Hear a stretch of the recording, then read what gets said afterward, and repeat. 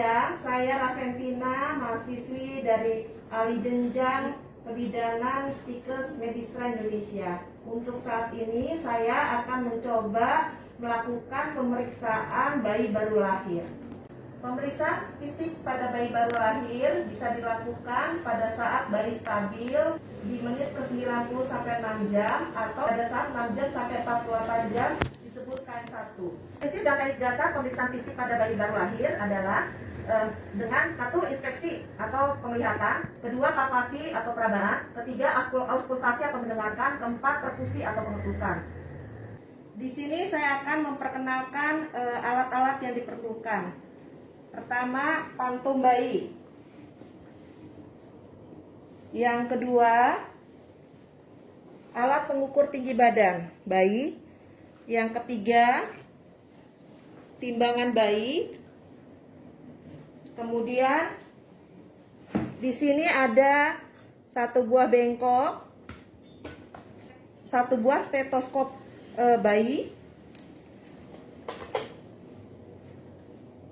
pengukur tinggi yang dapat digulung, umbilical clamp, bak instrumen berisi cairan klorin, kom tertutup berisi kapas DTT, kom tertutup berisi air DTT, bak instrumen kecil berisi tong spatel bayi, kemudian ada termometer digital, ada senter. Di sini ada sarung tangan, penutup kepala, celemek, dan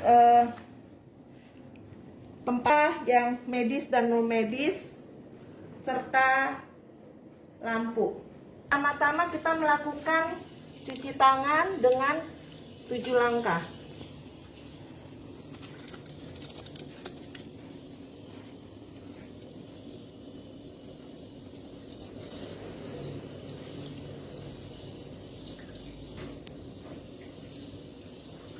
Setelah bayi kita buka bajunya, sambil kita lakukan inspeksi, yaitu melihat warna kulit. Apakah warna kulitnya kemerahan atau kebiruan, atau ekstremitas bayi apakah bergerak secara bebas atau fleksi, hanya fleksi saja, atau bayi dapat bernapas sambil kita lihat tarikan nafas pada bayi tersebut. Prinsipnya adalah tetap menjaga kehangatan bayi. Kemudian kita melakukan penimbangan berat badan. Timbangan kita lihat diatur pada angka 0. Timbangan di alasi, kemudian kita letakkan bayi. Kita lihat skala pada timbangan tersebut. Nilai normalnya adalah 2.500 gram sampai 4.000 gram. Kita melakukan pemeriksaan panjang badan dengan cara bayi diletakkan di tempat yang datar. Kita saat ini menggunakan mengukur panjang badan dengan menggunakan alat seperti ini. Bayi kita letakkan, diukur melalui puncak kepala. Bayi kita luruskan, kemudian alatnya kita kedepankan sampai ke tumit. Cara mengukur kepala pada diameter terbesar yaitu frontali occipitalis dengan cara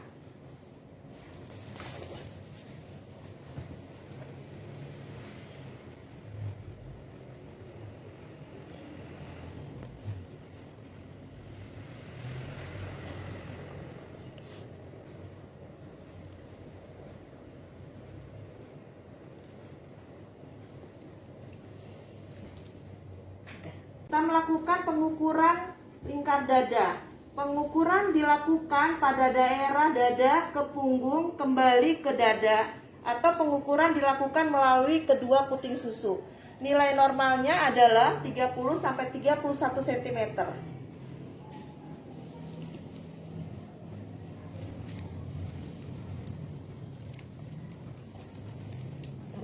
Bentar, Dek.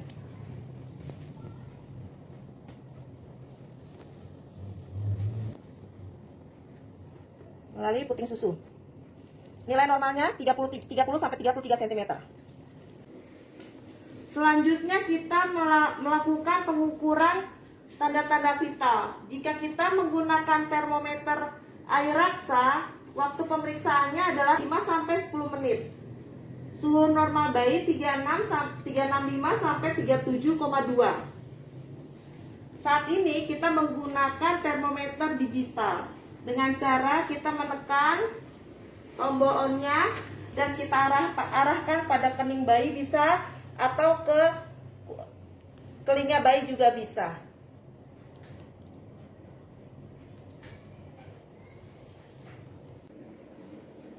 Selanjutnya kita melakukan pengukuran penghitungan nadi dengan menggunakan 2 jari dari telunjuk dan jari tengah. Bisa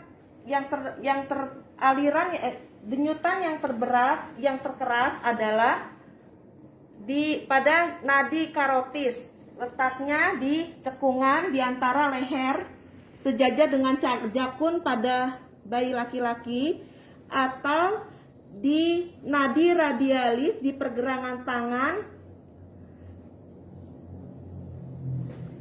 di sisi ibu jari.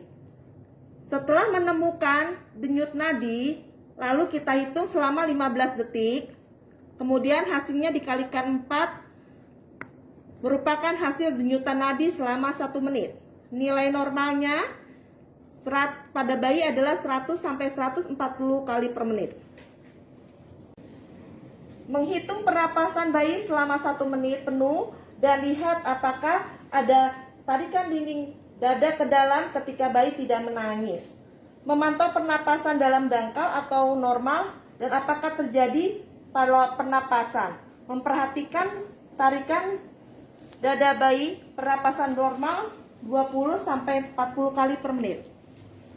Pada saat ini tidak ada tarikan dinding dada. Pemeriksaan head to toe. Melakukan pemeriksaan kepala, kita bisa melihat inspeksi bentuk kepala, bulat atau lonjong, apakah ukuran dan tampilannya normal. Palpasi raba sepanjang garis sutura,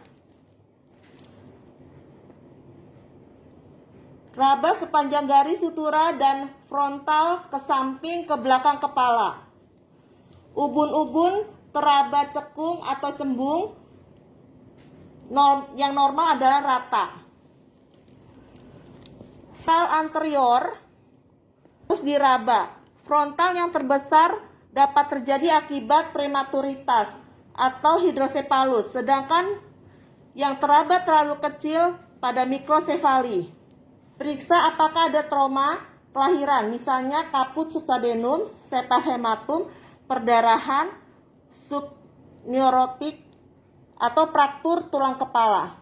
Perhatikan adanya kelainan kongenital seperti anencefali atau mikrosefali. Pada rambut kita bisa melihat warnanya, apakah hitam, merah jagung atau putih, kesuburannya lebat atau tipis atau tidak, mudah rontok atau tidak, botak atau tidak. Lakukan pemeriksaan mata.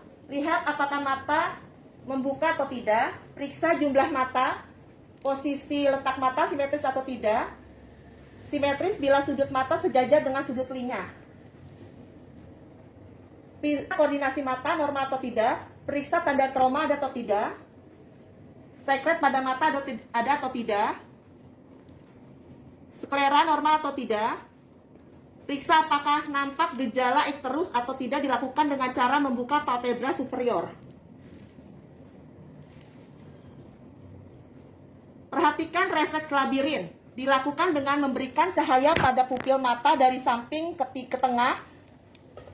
Pupil normal akan mengalami miosis atau menyempit bila terkena cahaya. Jadi dilakukan dengan memberikan cahaya dari samping ke tengah. Kaji eye blink atau refleks pada bayi. Refleks gerakan seperti menutup atau mengerjapkan kepala. Jika bayi terkena sinar atau hembusan angin, matanya akan menutup atau dia akan mengerjapkan matanya. Memeriksa telinga. melakukan inspeksi jumlah, bentuk, dan posisinya simetris atau tidak. Pada bayi cukup bulan, tulang rawan sudah matang. Daun telinganya ada atau tidak? Daun telinga harus berbentuk sempurna dengan lengkungan yang jelas pada bagian atasnya. Seperti ini. Kita palpasi, terdapat 2 daun telinga. Kita melakukan pemeriksaan inspeksi pada hidung. Hidung bersih atau tidak? Bentuk dan lebarnya simetris atau tidak? Bayi harus bernapas melalui hidung. Jika melalui mulut, harus diperhatikan kemungkinan adanya obstruksi atau sumbatan jalan napas. Melakukan pemeriksaan mulut. Bentuk bibir simetris atau tidak? Dengan menggunakan jari, raba, apakah ada daerah langit-langit mulut dan bibir?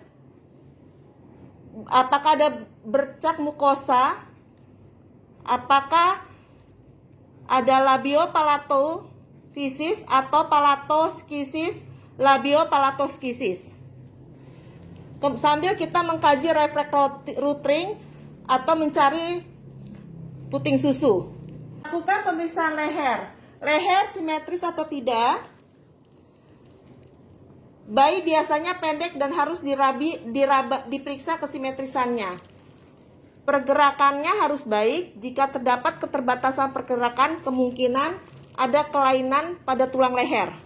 Lakukan palpasi, periksa adanya pembekakan.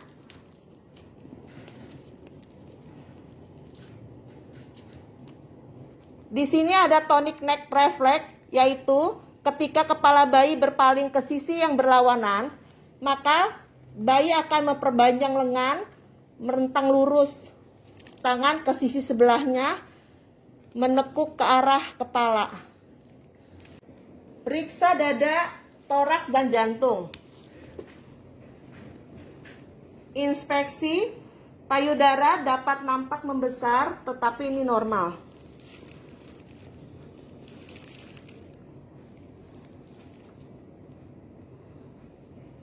Periksa kesimetrisan pada saat bayi bernapas. Puting susu normal apa tidak? Pada bayi cukup bulan, puting susu sudah terbentuk dengan baik dan tampak simetris. Cek apakah ada pengeluarannya. Lakukan auskultasi, intensitas, durasi, dan suara napas. Lakukan pada saat bayi tidur atau dalam keadaan tenang. Lakukan pemeriksaan tepat di atas jantung bayi. Palpasi bagian apeks jantung dengan cara menempatkan jari telunjuk tepat di kiri sternum. Palpasi bagian apeks jantung dengan cara menempatkan jari telunjuk tepat di kiri sternum. Palpasi secara bertahap area interkostal kedua sampai area interkostal kelima.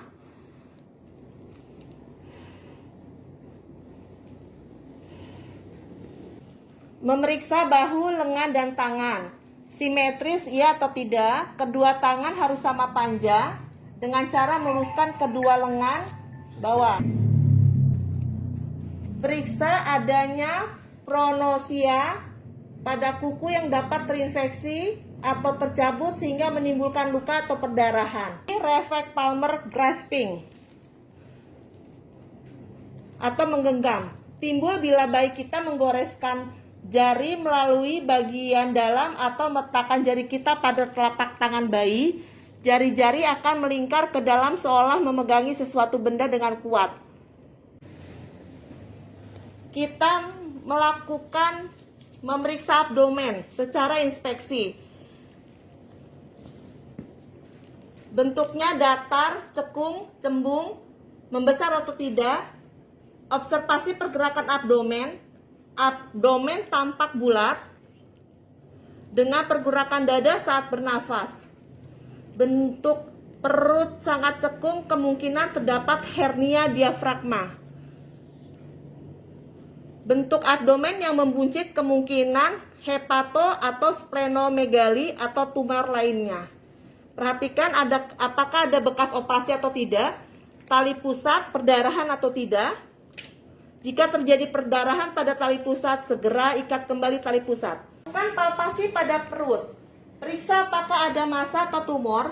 Palpasi dilakukan dengan cara dari kiri ke bawah ke atas, dari kiri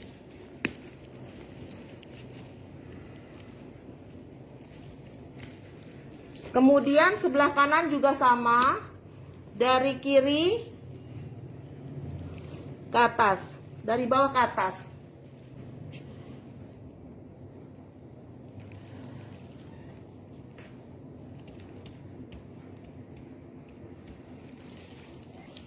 Periksa anus dan rekti. Periksa adanya kelainan atresiani. Apakah sudah ada mekonium keluar dalam pada 24 jam pertama? Jika sampai 48 jam belum keluar, kemungkinan adanya mekonium flux syndrome. Periksa tungkai dan kaki. Periksa kesimetrisan tungkai dan kaki dengan cara meluruskan keduanya dan bandingkan juga hitung jumlah jari-jari kaki.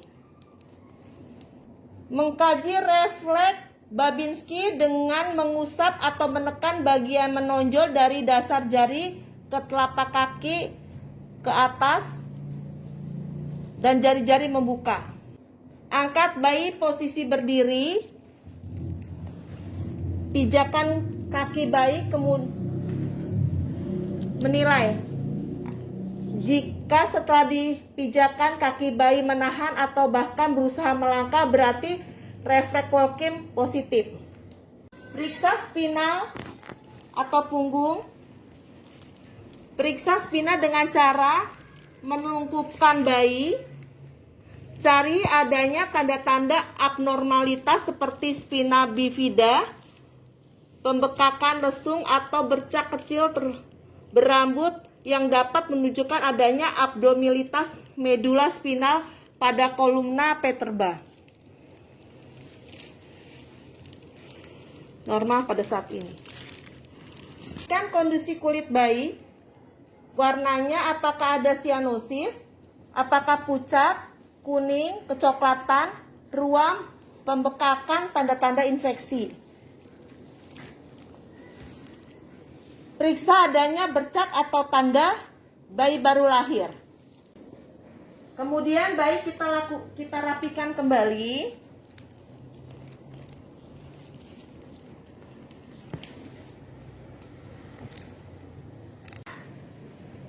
Setelah kita merapikan pasien, menjelaskan kepada orang tua tentang hasil pemeriksaan. Bayinya normal ya Bu, anaknya sejauh ini pada saat ini bayinya normal ya Bu ya keadaannya. Lepaskan sarung tangan, lalu mencuci tangan kembali.